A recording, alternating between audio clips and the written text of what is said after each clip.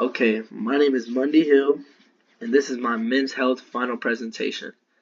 Today we're going to be talking about the things that I found really interesting or important about all the lectures that we had over this past 20 days for this class. You see I got the picture health is wealth. That's very important. Your health is your wealth. So let's get started. For exercise, I found that the cardio in men's health is very important because it improves your heart, it improves your lungs, it builds endurance, and increases energy. When you do activities like walking, running, biking, or anything that's doing activity, moving, it makes your heart and your lungs stronger, and it also boosts your energy levels. I can take my own personal experience from this because when I first got to Mount Mercy this year, I ended up breaking my arm probably the second day of football, and it really got to me, and I stopped doing my cardio, I stopped running, and I seen a real big drop in my energy levels. So once I started getting back to myself and doing my cardio and actually running and doing things, staying active, I seen my energy levels increase majorly. So sitting around doing nothing really took a toll on me, but I realized once I started doing my cardio, it improved me a lot. Okay, next we got strength versus power. I found this really interesting because, strength, it's how much you can max. How much, like 225 on the bar, you can max that. Power is how fast you can move 225. And both these are really important for men because it's great for your overall fitness. And I know there's a fact that your grip strength can determine how long you live. And if you have good power and strength, you probably have good grip strength, and that's very important. Health. Got the strong picture. Your cardiorespiratory system. So this is your heart. This is when your heart and lungs work together. It helps moves oxygen through the body, and when you exercise, it really strengthens the system. When you do cardio exercises and like anything that you're moving a lot, this helps the system work better, and over time you're not going to have health risks down the road that you would if you just don't do nothing about it, you don't exercise. So cardio is really good for your cardiorespiratory system. Next we have cardiovascular disease and health in men. So that it is the number one killer of men, and it often has no early symptoms, and it can be prevented if you do the right things. You see the picture, it says cardiovascular disease is one of the leading causes of death in men. Many men don't realize they have a problem until it becomes serious and they have to do something about it. A heart aneurysm. I feel like really close to this one because I've had a family member with a heart aneurysm, and I've seen that it really is something you gotta take super serious. It's a weak spot in the artery that can burst suddenly, and it's super life-threatening. When it ruptures, it can cause severe damage or even death, and you don't want that to happen to you. So make sure you get regular checkups and stuff. Protecting your heart. You gotta exercise regularly, eat healthy foods, and get checkups, man. Go to the doctor. Make sure you're going to the doctor and asking them about your health. Don't be afraid to ask anything. They're there for a reason. Type 2 diabetes and stress. So I found this really, really interesting because, yeah, I got family members with type 2 diabetes too. And I know part of it is stress because this lecture taught me that, and it was really interesting to me. Stress raises your blood sugar. Hormones affect your insulin, and long-term stress can increase your risk for type 2 diabetes. When you get type 2, you see the picture, it says type 2 diabetes often leads to depression.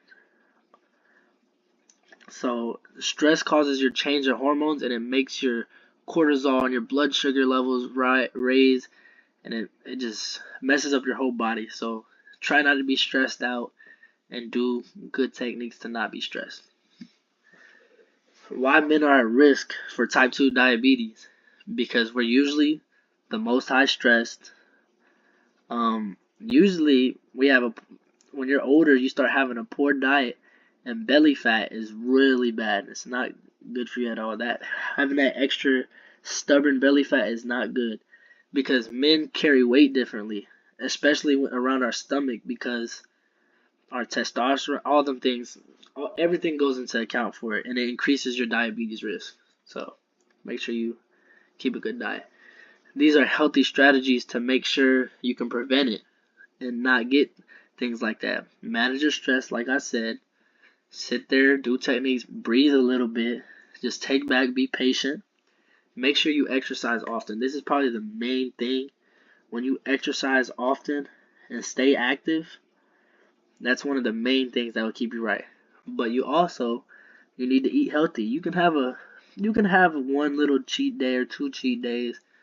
You can really eat whatever you want sometimes, but you just need to make sure you you eat the right things in the right way. And this is really good for preventing and managing your diabetes. So, next slide. Stress and mental health. This is like I seen in our lecture. This is probably the biggest thing in men, and we don't try to get help. We we ignore it most of the time, and we just let it affect our daily life until we just go crazy. And it's really common for us to not do anything about it. We experience anxiety and depression really bad, and we try not to do anything about it, and all this does is make it worse. So, next slide.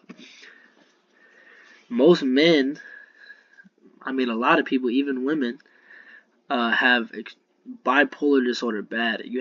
I personally feel like I have bipolar disorder, and I am diagnosed with it because I do have extreme mood changes. I get 1 second I'm happy, 1 second I'm angry, and this is not a healthy way to live. You need to treat it, and you need to be aware of it. So you have high and you have lows, like I just said. You be happy, you be sad. You need some most of the time. If you get professional treatment, it can help manage your symptoms, and it'll help you live a healthy life, not depressed about everything, or 1 second you're happy, 1 second you're not. This right here, gambling and mental health. I personally think I've had a problem with it in the past of gambling and it affecting me because it's really addictive. When you're sitting there watching your gambling, you're just stressed. I found this really funny actually from the lecture, but it's really serious. Um, it causes financial problems because you're sitting here putting all your money waiting for the next bet to hit, and the next thing you know, you're just sitting here stressed because you lost the money. You don't know what to do. It's a Gambling addiction is a real mental health issue, and it can damage your relationship with your wife, your family, and your finances. Some people's addiction would get so bad that they feel like they have the need to steal from people, and that's just not the right thing to do. So, next slide. Alcohol and tobacco and responsible drinking. Make sure when you go out to drink with your friends and do stuff, know your limits. Don't overdo it. Don't try to sit here and drink all the beer or all the alcohol in the world. It's not going to be good for you. That's why like it says, avoid binge drinking. Don't avoid binge drinking. Do avoid binge drinking. All this does, it adds stubborn belly fat, like the whole, all our men's health is. Like, if when you binge drink, it makes you fatter. It makes you gain weight. It's not good for your liver. All that. It can cause alcohol cirrhosis if you really are really bad into it. Drink safely. You see the picture. It says, don't drink and drive. That's the one thing when you drink safely. Do not ever drink and drive. Sorry, I had to shut my door. My dog's kind of being loud. Make sure you drink safe because if you avoid behaviors and you don't drink safe, you could end up harming somebody or harm yourself. So, next slide. Here is why men drink more. Stress. Most of the time we're stressed out. You get home from work, or you're just thinking about ignoring the symptoms of your depression, like I was talking about in the past, ignoring certain things. Peer pressure, that's one of the main things. You're with your friends, you're out with your homeboys. You said you wasn't gonna drink, but Your friends like, take a shot or drink a beer, and then next thing you know, you're sitting here getting drunk because you were peer pressured into it. Social expectations goes into the same thing. Me personally, I'm Mexican, so I'm Mexican and white, so like my Mexican family is heavy drinkers and my white side is heavy drinkers, and when I was little I got peer pressured into drinking. Well, like I didn't get peer pressured, it was just like I seen everybody doing it and it made me want to do it. And that's just not the way to go about things. You do your own thing. Next slide. Here are the long-term effects of alcohol and tobacco. Like I said, liver damage. You can get that alcohol cirrhosis, liver cirrhosis. You see this guy coughing in the picture. You don't want to be like this when you're older because you drank and smoked your whole life, do you? It causes heart disease, and really the main thing, it can cause cancer, and that's the one thing you don't want. It causes really serious health problems, and it can probably take about, it can take 10 years off your life from drinking. You do not want to do that. You want to try to be healthy. Okay, we're going to be talking about drug use now.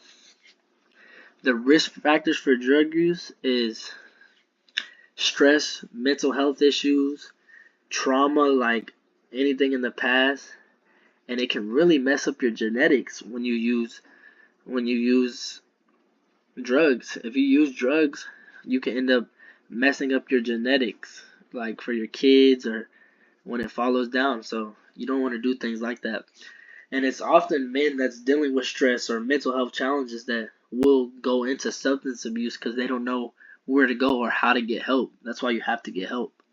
Next slide. Now we're going to talk about cannabis and the possible benefits. Cannabis can help you with pain relief. It can have short-term anxiety relief and sometimes medical use for things like cancer. And it sometimes it helps men with pain or anxiety, but you gotta use it the right way, or it won't. It can lead to bad things, like we're gonna talk about on the next slide. The risk of cannabis.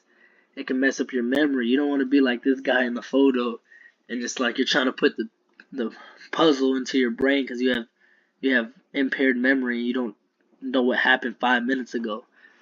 Dependence on it. You don't want to ever get dependent that you need cannabis. That's addiction. That's bad for you. And sometimes in certain people, it can cause increased anxiety and it can make you feel even more scared and more paranoid. And that's something that you gotta know. So that's some of the risk about it. Next slide.